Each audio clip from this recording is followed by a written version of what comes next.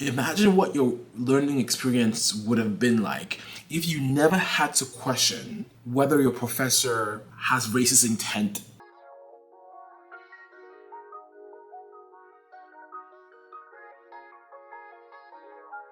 Hello gorgeous people, how are you doing today? My name is Georges and thank you for watching this video.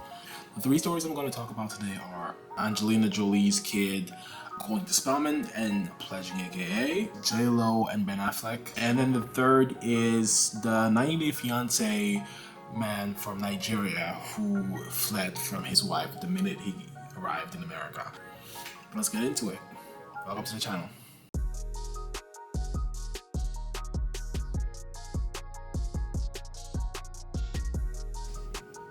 Angelina Jolie's child goes to Spellman.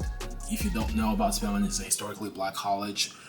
And Angelina Jolie's child is a black woman from East African descent, a black lady, a black girl from East African descent who was adopted by Angelina Jolie and her husband. She adopted a bunch of kids. Some of them happened, I don't know how many of them exactly are black, but I remember very distinctly seeing this really dark black girl in this white rich family. But I thought it was an interesting story to talk about because of the choice that someone who comes from a white family or a white background, the choice that someone makes to go to historically black college. And I think that's a very mature choice to make for an 18-year-old, knowing that there's part of herself that she needs to explore more because of the family in which she was raised and because of the context in which she lives. Being black in America is a particular experience that as a black person living in a white family, you might not get the opportunity to explore fully what that means and the consequences of being a black person in America.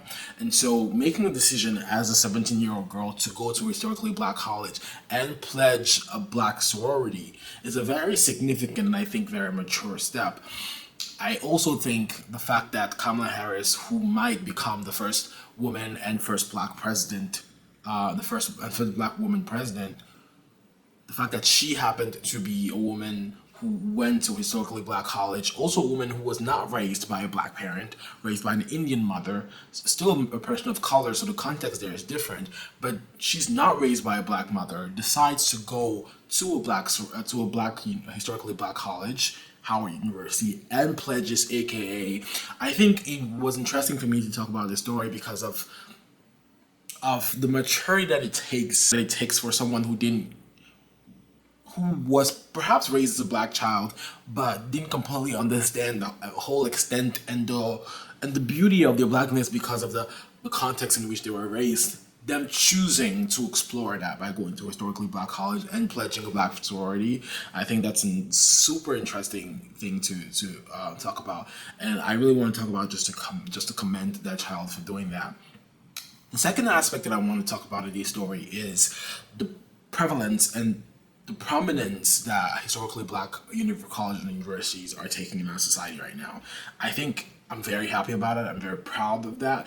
And also I think we need to tie that also to the fall of affirmative action, where I think it served as somewhat of a wake-up call for a lot of black people to understand that no matter how long it takes for us to believe that we've achieved some justice in this system which happens to be controlled by majority white voices, regardless of how much progress we make in those majority white spaces, it would always be essential for us to maintain black spaces where we can forge our own paths forward, regardless of what the white system decides to do with your system, regardless of what new rules this white system decides to put around our existence in your spaces. And so I think that story is also the story of Angelina Jolie's child going to historically black universities. Also a story of the public mainstream, I want to say, rise of historically black colleges and universities. I think today perhaps more than ever before, young black kids are thinking about historically black colleges and equally as important, as equally as impressive a prospect as the prominent white colleges. And a lot of us are starting to see that those are actually historically black colleges for a black child are a superior choice. And the word superior here comes, I don't mean that in any racist context, but I mean a superior choice in terms of what you get as a black child, the confidence you get as a black child going to that school, and the opportunities that gets you to be able to grow yourself in an environment where you're not perturbed by the discrimination, the hate, and the marginalization that comes with going to a PWI. The way I always phrase this is, imagine what your learning experience would have been like if you never had to question whether your professor has racist intent in the way they're addressing you. And I understand that's a conversation that many white people would not understand, and perhaps even some black people would not have open their minds enough to understand that. But I know personally that there's been countless amount of times where I questioned the intent of my professors. I questioned the intent of the administration around me as it relates to me being a black person. And I've always wondered what it would have been like to remove that element from the conversation. And the reason why I ever had that discussion is because I know what it feels like to be in an environment with only black people. I'm African. I've been in majority black context, and I know what it feels like. I know the freedom that it gives you to remove race out of the equation, because you know that the color of your skin is not what's moving the world around you. And so I think that's what a historically black college or university provides. But too long on this conversation, let's move to the next subject.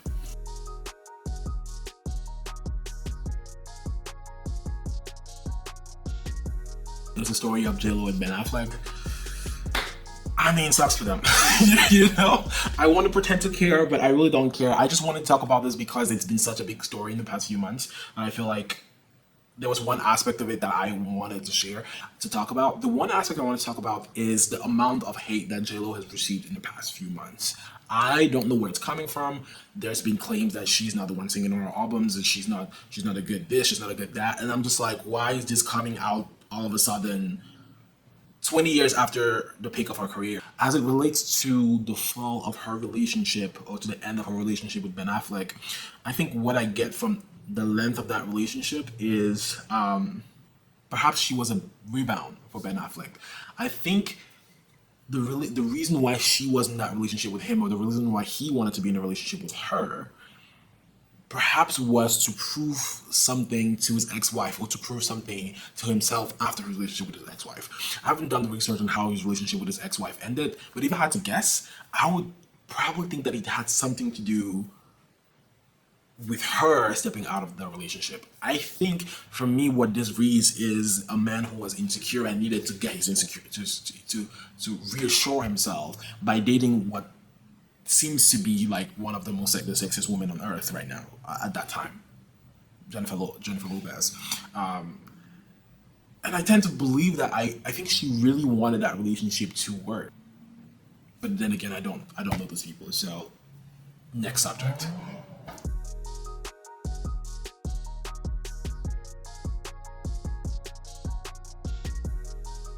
The third thing we're talking about today, and perhaps the funniest one, is Nigerian man.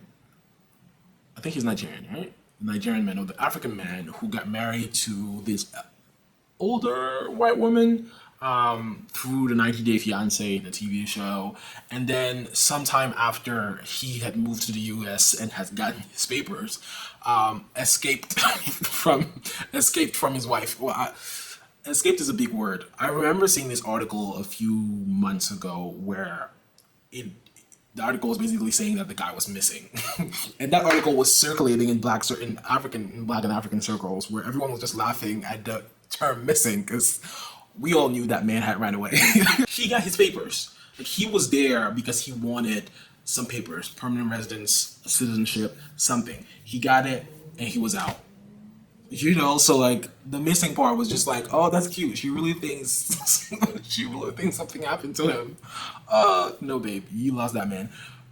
And to be honest, if I was to guess, I think that man probably had family in the U.S. He probably is at his cousin's house somewhere in Texas, or in Silver Spring, Maryland, where the Africans usually are. Houston, Texas, or Silver Spring, Maryland. That's usually where we congregate. Is anyone the bad guy in this situation? Because like I feel like we're tempted to say easily here that like, oh, he took advantage of her and then left her, he's the bad guy. You have to, as a person who tries to go and marries a man from Africa, right? I think you have to understand that part of your appeal as a white woman to that African man is the idea that you are going to give him papers or you are going to give him legal status in the U.S. I feel like if you're a reasonable person, you have to understand that that's part of your appeal. I feel like it was a pretty fair arrangement. But then again, I do see your point.